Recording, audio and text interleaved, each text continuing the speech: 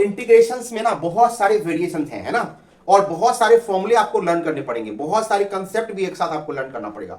वैसे ही लर्न करना पड़ेगा जब मान लो हमारे देश का जो सैनिक है वो जब वॉर पे जाता है तो उसको तोप, बम, गोला सब कुछ साथ में ले जाना होता है, और वो इसलिए ले जाता है ताकि जब जिसकी जरूरत पड़े उस समय पे वो उसका यूज कर सके।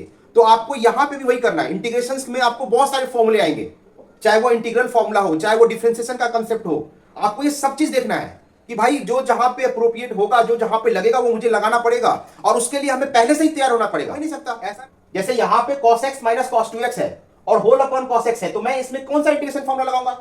तो इसको हमें क्या करना पड़ेगा, रिड्यूस करना पड़ेगा, और रिड्यूस करके हमें इंटीग्रेशन की जो फॉर्मूले हमने लर्न किया हुआ है उसके फॉर्म में ले जाना पड़ेगा, तब जाके इसका इंटीग्रेशन पॉसिबल होगा। ठीक है, तो चलो देखते हैं इसको हम कैसे करते हैं। यानी अलजेब्रिक फॉर्मूला हो चाहे ट्रिगोमेट्रिक फॉर्मूला हो, आपको कहीं पे भी कोई भी फॉर्मूला लगाना पड़ सकता है, क्योंकि इंटीग्रेशन में बहुत सारे वेरिएशंस होते हैं।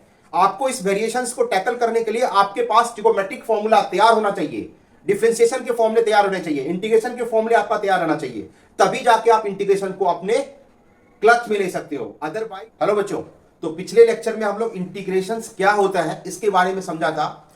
इंटीग्रल क्या होता है, एंटी डेरिवेटिव क्या होता है, बहुत डिटेल से हम लोग समझे थे कि एंटी डेरिवेटिव किसको बोलते हैं, इंटीग्रल किसको बोलते हैं, इंटीग्रेशंस में जो वेरिएबल ऑफ इंटीग्रेशन होता है वो क्या होता है, इंटीग्रेशन को किस वेरिएबल के रिस्पेक्ट में इंटीग्रेट करना चाहिए वो भी हमने समझा था। इंटीग्रेशन के फॉर्मूले को भी काफी डिटेल से समझा था कि कौन से फंक्शंस का इंटीग्रल फॉर्मूला क्या होता है। जैसे हमें अलजेब्रिक फंक्शंस का इंटीग्रल फॉर्मूला जाना था, ट्रिगोमेट्रिक का इंटीग्रल फॉर्मूला जाना था, तो जो अलग अलग फंक्शंस के जो अलग अलग ट्रिगोमेट्रिक अलग अलग फंक्शंस के जो अलग अलग फॉर्मूले थे उसके बारे में हम काफी डिटेल से समझे थे। तो आज हम उसके आगे आपको कुछ प्रॉब्लम की प्रैक्टिस कराने वाले हैं, तो चलो स्टार्ट करते हैं। Integration of x raise to m plus m raise to x plus m upon x plus m raise to n with respect to x। देखो, इसको इंटीग्रेट करने से पहले हमें फंक्शंस को जानना होगा कि कौन सा फंक्शंस में कौन सा फॉर्मूला लगाना है, उसकी अंडरस्टैंडिंग हमें होना चाहिए। अब यहां पे जो फंक्शन है, यहां पे x रेज टू m है, यानी ये आपका अलजेब्रिक फंक्शन है, और यहां पे जो फंक्शन है ये constant to the power x है। यहां पे जो फंक्शन है वो एक्सपोनेंशियल फंक्शन है, तो हमें यहां पे और यहां पे जो फॉर्मूले लगाना है वो अलग अलग फॉर्मूले लगेगा, और यहां पे जो फॉर्मूला लगेगा वो भी अलग लगेगा। ठीक है, तो हम वन बाय वन समझते हैं कि यहां पे अलजेब्रिक फंक्शंस का फॉर्मूला लगेगा, और अलजेब्रिक फंक्शंस का फॉर्मूला क्या होता है, अगर x रेज टू n को अगर आप इंटीग्रेट करते हो तो x raise to n plus 1 upon n plus 1 plus c होता है। और यहां पे अगर एक्सपोनेंशियल की बात करें तो एक्सपोनेंशियल फंक्शंस का जो इंटीग्रेशन होता है a raise to x dx, ये हमारा हो जाता है a to the power x upon ln a plus c। और यहां पे देखो ये 1 अपॉन x है, तो ये 1 अपॉन x dx को अगर आप इंटीग्रेट करते हो तो यहां पे आता है ln mod x plus c। और एक चीज बताता हूं कि अगर कोई कांस्टेंट है k, और अगर आपको इसको इंटीग्रेट करना हो तो k बाहर आता है और इसके साथ x लगता है और प्लस c होता है। यानी अगर आपका कोई कांस्टेंट फंक्शन है k, और अगर आपको उसको इंटीग्रेट करना है तो आपको क्या लिखना होगा, kx प्लस c, और यहां पे जो k है वो k can not equal to 0 होना चाहिए। ठीक है, तो इसके हिसाब से मैं देखता हूं कि यहां का जो इंटीग्रेशन होगा वो x raise to m plus 1 upon m plus 1 होगा, और प्लस यहां पे m raise to x upon ln m हो जाता है।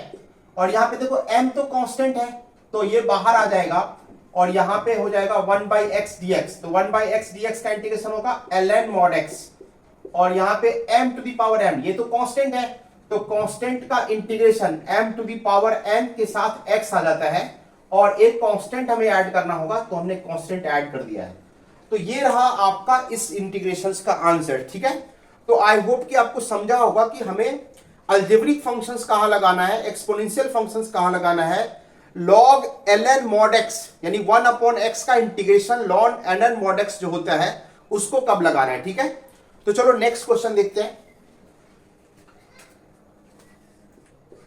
Integration of 1 minus x power cube upon root x dx। अब देखो, इस क्वेश्चन में आपको यह बताना चाह रहा हूं कि आपको कुछ कुछ पावर्स की कैलकुलेशन को भी समझना होगा। ए माइनस बी का होल क्यूब का जो फॉर्मूला होता है वो हमारा होता है A cube minus 3a square B plus 3ab square और माइनस बी क्यूब। अब देखो इसी फॉर्मूले का यहां पे यूज करना है, तो a माइनस बी का होल क्यूब के हिसाब से हमारा ये होता है। अब यहां पे मैं क्या करूंगा, इसको स्प्लिट करूंगा, तो स्प्लिट करके लिखता हूं चलो। तो यहां पे होगा x का power minus half minus 3x का पावर हो जाएगा 3/2 और प्लस हो जाएगा x का पावर हाफ 3x का पावर हाफ और माइनस x का पावर 3/2 यानी 5/2 सॉरी और dx। अब देखो यहां पे जो हमने फॉर्मूले लगाए वो फॉर्मूले लगा है a to the power m upon a to the power n, a to the power m minus n होता है और a to the power m into a to the power n, a to the power m plus n होता है। तो basically आपको ये indexed का जो फॉर्मूला है वो आपको यहां पे लगाना है और फिर हम लोग इसको इंटीग्रेट करेंगे। बताओ यहां पे इसका इंटीग्रेशन क्या होगा, x का power minus half plus 1 minus half plus 1 minus 3x का पावर कितना हो जाएगा यहाँ पे 3/2 प्लस 1 होल अपॉन क्या हो जाएगा 3/2 प्लस 1 और प्लस 3x का पावर 1/2 प्लस 1 1/2 प्लस 1 और यहाँ पे हो जाएगा माइनस x का पावर 5/2 प्लस 1 और यहाँ पे हो जाएगा 5/2 प्लस 1 और एक कांस्टेंट आपको ऐड कर देना है। तो अब देखो इसको आपको क्या करना है, इसको सिंप्लीफाई करके लिख लेना है। ये हमारा रूट एक्स हो जाता है, इसको सॉल्व करेंगे तो ये हमारा हाफ हो जाता है। तो फाइनल आंसर आपको इसको सिंप्लीफाई करके लिख लेना है और यही हमारा फाइनल आंसर हो जाता है। ठीक है, तो हमारा नेक्स्ट क्वेश्चन है x cube minus x square plus x minus 1 whole upon x minus 1। देखो यहां पे आपको ये समझना है कि हमें कुछ ऐसे क्वेश्चंस होते हैं जिसको आपको सिंप्लीफाई करना होगा। यानी आपको अगर ऐसे क्वेश्चंस में आपको क्या करना है, फैक्टराइजेशन करके आपको जो कॉमन फैक्टर है उसको आपको कैंसिल करना होगा। ठीक है, देखते हैं कि ये फैक्टर कैंसिल होता है कि नहीं।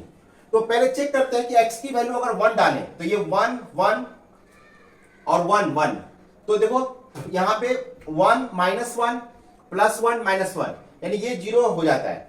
तो इसका मतलब है कि x माइनस 1 इसका फैक्टर है। तो आपको क्या करना पड़ेगा, इसको फैक्टराइज करना होगा।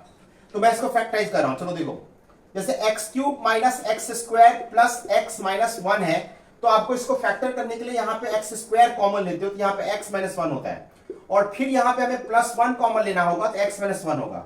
तो आप देखो यहाँ पे क्या होता है कि अगर मैं इसको फैक्टराइज करूं तो ये एक्स स्क्वायर प्लस 1 हो जाता है और एक्स माइनस 1 हो जाता है, राइट। तो ये हमारा फैक्टर हो गया। तो हम इस फैक्टर को यहाँ पे लिखेंगे, यानी ये इंटीग्रेशन ऑफ जो है हमारे पास आ जाएगा एक्स स्क्वायर प्लस 1 और यहाँ पे x minus 1 whole upon x minus 1 dx। अब देखो इस क्वेश्चन में हमने क्या किया, इस फैक्टर को कैंसिल कर दिया। अब जैसे इस फैक्टर को कैंसिल करेंगे ये इंटीग्रेशन हो जाता है हमारे पास x स्क्वायर, ये इंटीग्रेशन हो गया हमारे पास x स्क्वायर प्लस 1 dx। अब इसका आंसर क्या होगा, x स्क्वायर का इंटीग्रेशन होता है x क्यूब अपॉन 3 और यहाँ पे 1 है, 1 का इंटीग्रेशन तो x होता है। तो ये हमारा आपका इसका आंसर हो गया। ठीक है, तो बेसिकली हमें क्या करना होता है कुछ क्वेश्चंस में कि फैक्टर को कैंसिल करना होता है और जैसे ही आप फैक्टर को कैंसिल करते हो आपको इंटीग्रेशन का आंसर आता है। ठीक है, तो हमें यह भी ध्यान रखना होगा पॉलिनोमियल अपॉन पॉलिनोमियल में कि अगर कोई फैक्टर कैंसिल होता है तो हमें उस फैक्टर को कैंसिल कर देना चाहिए। ठीक है, चलो नेक्स्ट क्वेश्चन देखते हैं। हमारे पास यहाँ पे देखो x power 4 plus x square plus 1 है और whole upon x square minus x plus 1 है। तो यहां पे भी कुछ ऐसे ही कंसेप्ट है। अगर मैं यहां पे न्यूमरेटर में अगर एक्स स्क्वायर ऐड और सब्ट्रैक्ट करूं, जैसे मान लो यहां पे x टू द पावर 4 है और यहां पे 2x स्क्वायर कर रहा हूं प्लस 1 कर रहा हूं। अब यहां पे 2x स्क्वायर है तो एक माइनस एक्स स्क्वायर करना होगा। अब इसको मानते हैं कि ये जो फॉर्मूला है ये क्या बन जाएगा, देखो a square plus 2ab plus 1 हो जाएगा। यानी यहां पे एक्स स्क्वायर प्लस 1 का ये होल स्क्वायर क्रिएट हो गया है और यहां पे माइनस एक्स स्क्वायर है। तो ये फॉर्मूला कुछ ऐसा दिख रहा है आपको, ए स्क्वायर माइनस बी स्क्वायर। यानी यहां पे ए स्क्वायर माइनस बी स्क्वायर का अगर आप फॉर्मूला लगाते हो तो आपको क्या बनेगा, this plus this minus this. यानी आप इसको लिख सकते हो x square plus 1 minus x और यहां पे लिख सकते हो x square plus 1 plus x. तो ओवरऑल आप ऐसे लिखोगे कि x square minus x plus 1 और यहां पे लिखेंगे x square plus x plus 1। ठीक है, तो ये दो फैक्टर में आपका ये क्रिएट हो गया। तो आप बताओ इसका इंटीग्रेशन कैसे लिखना है हमको, तो इन दोनों फैक्टर्स के टर्म्स में लिखना है। यानी इंटीग्रेशन अगर हमें इसका करना है तो हमें क्या करना है, इसको लिखना है ऊपर वाले टर्म को x square minus x plus 1 और यहाँ पे x square plus x plus one, और होल अपॉन यहाँ पे क्या है, x square minus x plus one और dx। अब देखो ये वाला जो टर्म है, ये वाला और ये वाला टर्म कैंसिल हो जाएगा, तो जो बचेगा उसको आपको इंटीग्रेट करना है। तो अगर अब मैं इसको इंटीग्रेट करूं तो क्या आ जाएगा, यानी x square plus x plus one dx को अगर आपको इंटीग्रेट करना हो तो आपका इंटीग्रेशन होता है x cube upon 3 plus x square by 2 और प्लस 1 का इंटीग्रेशन होता है प्लस एक्स प्लस सी। तो ये आपका फाइनल आंसर हो गया। देखो इंटीग्रेशंस में ना बहुत सारे वेरिएशंस हैं, है ना, और बहुत सारे फॉर्मूले आपको लर्न करने पड़ेंगे, बहुत सारे कंसेप्ट भी एक साथ आपको लर्न करना पड़ेगा। वैसे ही लर्न करना पड़ेगा जब मान लो हमारे देश का जो सैनिक है वो जब वॉर पे जाता है तो उसको तोप बम गोला सब कुछ साथ में ले जाना होता है, और वो इसलिए ले आता है ताकि जब जिसकी जरूरत पड़े उस समय पे वो उसका यूज कर सके। तो आपको यहां पे भी वही करना है। इंटीग्रेशंस में आपको बहुत सारे फॉर्मूले आएंगे, चाहे वो इंटीग्रल फॉर्मूला हो, चाहे वो डिफरेंशिएशन का कंसेप्ट हो, आपको ये सब चीज देखना है कि भाई जो जहां पे अप्रोप्रिएट होगा, जो जहां पे लगेगा वो मुझे लगाना पड़ेगा, और उसके लिए हमें पहले से ही तैयार होना पड़ेगा। Integration of cos x minus cos 2x upon cos x minus 1 minus cos x। और सेकेंड क्वेश्चन हम देख लेते हैं, 1 upon tan x plus cot x sec x plus cosec x dx। जैसे यहां पे cos x minus cos 2x है और होल अपॉन cos x है, तो मैं इसमें कौन सा इंटीग्रेशन फॉर्मूला लगाऊंगा, तो इसको हमें क्या करना पड़ेगा, रिड्यूस करना पड़ेगा, और रिड्यूस करके हमें इंटीग्रेशन की जो फॉर्मूले हमने लर्न किया हुआ है उसके फॉर्म में ले जाना पड़ेगा, तब जाके इसका इंटीग्रेशन पॉसिबल होगा। ठीक है, तो चलो देखते हैं इसको हम कैसे करते हैं। तो यहां पे cos 2x दिख रहा है हमें, तो cos 2x का जो फॉर्मूला होता है इंटीग्रोमेट्री में 2 cos स्क्वायर x माइनस 1, तो यहां पे हमें क्या करना है, ये फॉर्मूला अप्लाई कर देना है। तो यहां पे लिखेंगे cos x और minus 2 cos square x minus 1, और होल अपॉन होता है 1 माइनस cos x dx। अब इस ब्रैकेट को ओपन करेंगे तो यहां पे आ जाएगा माइनस 2 cos स्क्वायर x और प्लस 1 और प्लस cos x, और होल अपॉन हो जाएगा 1 माइनस cos x dx। अब देखो यहां पे अगर मैं माइनस कॉमन ले लूं तो माइनस कॉमन लेने के बाद ये आ जाएगा 2 cos square x minus cos x और ये minus 1 whole upon 1 minus cos x dx। अब ये देखते हैं कि ये फैक्टर जो है अगर ये कैंसिल हो जाता है तो हमारा काम हो जाएगा, यानी मैं इसको फैक्टराइज कर रहा हूं, यानी ये हमारा हो जाएगा 2 cos square x minus 2 cos x और प्लस cos x और minus 1 whole upon 1 minus cos x। अब यहां पे देखो, यहां पे हमें क्या करना है, यहां पे हमें क्या करना है, cos x कॉमन निकालना है। तो यहां पे 2 cos x अगर मैं कॉमन निकालता हूं तो हमारा हो जाएगा यहां पे cos x माइनस 1 और यहां पे प्लस 1 cos x माइनस 1, तो ये हमारा हो जाएगा फैक्टर होके 1 minus cos x dx minus minus. तो अब यहां पे देखो ये जो टर्म आ रहा है, ये टर्म आ रहा है हमारे पास माइनस, अगर मैं कॉमन लेता हूं तो ये हमारा हो जाएगा 2 cos x प्लस 1, और यहां पे अगर मैं cos x माइनस 1 लिख रहा हूं तो ये माइनस साइन एडजस्ट करने के बाद ये हमारा हो जाएगा cos x माइनस 1 और होल अपॉन ये भी हमारा होता है cos x माइनस 1 dx। तो आप देखो ये वाला जो फैक्टर है आपका वो कैंसिल हो रहा है, तो बाकी क्या बचा, बाकी बचा 2 cos x प्लस 1 dx। अब देखो इसको इंटीग्रेट करना है तो क्या, cos x का इंटीग्रेशन क्या होता है, sin x होता है, तो यहां पे हो जाएगा 2 sin x और 1 का इंटीग्रेशन होता है x, और ये हो जाएगा हमारा answer 2 sin x plus c। तो मेरा कहने का मतलब ये है कि आपको कहीं पे ट्रिगोनोमेट्री के फॉर्मूले लगाने पड़े, या कहीं पे आपको फैक्टराइजेशन का फॉर्मूला लगाना पड़े, या कहीं पर आपको अलजेब्रिक चीजें लगाना पड़ा, यानी अलजेब्रिक फॉर्मूला हो चाहे ट्रिगोनोमेट्रिक फॉर्मूला हो, आपको कहीं पे भी कोई भी फॉर्मूला लगाना पड़ सकता है, क्योंकि इंटीग्रेशन में बहुत सारे वेरिएशंस होते हैं। आपको इस वेरिएशंस को टैकल करने के लिए आपके पास ट्रिगोनोमेट्रिक फॉर्मूला तैयार होना चाहिए, डिफरेंशिएशन के फॉर्मूले तैयार होने चाहिए, इंटीग्रेशन के फॉर्मूले आपका तैयार रहना चाहिए, तभी जाके आप इंटीग्रेशन को अपने क्लच में ले सकते हो। Otherwise integration of 1/tan x plus cot x plus sec x और प्लस cosec x dx। यहां पे आ जाता है dx अपॉन, अब देखो ये sin x cos x है, तो यहां पे क्या हो जाएगा 1/cos x, वहां पे हो जाएगा 1/sin x। तो मैं यहां पे लिख रहा हूं tan x, यानी यहां पे आप लिखना चाहो तो लिख सकते हो, यानी यहां पे मैं लिखूंगा sin x upon cos x, और यहां पे लिख सकता हूं cos x upon sin x, और ये 1/cos x है और ये 1/sin x है।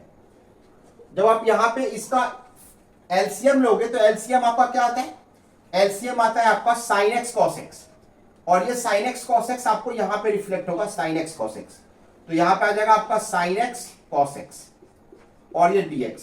अब यहां पे देखो sin x है, cos x है, तो यहां पे आ जाएगा sin स्क्वायर x, और यहां पे आ जाएगा आपका cos स्क्वायर x, और यहां पे आ जाएगा आपको sin x plus cos x, तो sin x प्लस क्या हो जाएगा cos x dx। अब यहां पे देखो कि आपके पास ये 1 आता है, ये हमारा sin स्क्वायर x प्लस 1 आता है, तो हम यहां पे लिख सकते हैं sin x cos x और dx whole upon 1 plus sin x plus cos x। अब हमें यहां पे क्या करना होगा, 2 से मल्टीप्लाई डिवाइड करना होगा, तो 2 से मल्टीप्लाई डिवाइड कर दिया हमने, और हमें इसके बाद इसमें +1 -1 करना होगा, तो मैं क्या करूंगा यहां पे 1/2 लिखूंगा, और यहां पे देखो अगर +1 -1 करना पड़े तो ये क्या हो जाएगा, 1 को क्या लिख सकते हैं, यानी यहां पे अगर मैं +1 -1 करूं, +1 -1, तो देखो ये 1 जो है, ये 1, इस 1 को हम क्या लिख सकते हैं, इस 1 को हम लोग लिख सकते हैं sin square x plus cos square x, तो यहां पे हम लिख सकते हैं 1 को sin square x plus cos square x, और ये जो 2 sin x cos x है, मैं उसके बाद लिख रहा हूं यहां पे 2 sin x cos x, और फिर यहां पे लिख रहा हूं -1 होल अपॉन हो जाएगा यहां पे 1 plus sin x cos x, sin x plus cos x। अब देखो यहां पे ये a स्क्वायर है, ये 2ab प्लस b स्क्वायर है, तो इस इंटीग्रेशन को आप क्या लिख सकते हो, ये देखो यहां पे a square minus b square का फॉर्मूला लग रहा है, तो अगर आप a square minus b square का फॉर्मूला लगाते हो तो आपको यहां पे ये आएगा कि 1/2 a plus b a minus b, यानी आपका आ जाएगा sin x plus cos x plus 1, और यहां पे आ जाएगा आपको sin x plus cos x minus 1 whole upon आ जाएगा आपका यहां पे 1 प्लस sin x और प्लस cos x और dx। देखो आप ये टर्म और ये टर्म कैंसिल हो गया, तो आपका यहां पे आ गया 1/2, और ये हो जाएगा हमारा sin x और प्लस cos x और -1 dx। अब देखो sin x का इंटीग्रेशन क्या होता है, माइनस cos x, तो -1/2 minus cos x, sorry 1/2 minus cos x, और ये हो जाएगा हमारा sin x, और ये माइनस x, और ये प्लस c, ये हमारा आपका आ गया फाइनल आंसर। ठीक है। तो आपने देखा कि आज के लेक्चर में मैंने आपको जो बेसिक फॉर्मूले बताए थे, और ट्रिगोमेट्रिक इंटीग्रेशन, अलजेब्रिक इंटीग्रेशन और एक्सपोनेंशियल, लॉगरिथमिक, ये सब जितने भी बेसिक फॉर्मूले बताए थे, आज उसका एप्लीकेशन करके हमने कुछ क्वेश्चन का प्रैक्टिस कराया आपको, ताकि आपको ये समझ में आ जाए कि इंटीग्रेशन के फॉर्मूले कैसे लगाना है, कब लगाना है। ठीक है, तो फिर मिलते हैं नेक्स्ट वीडियो में।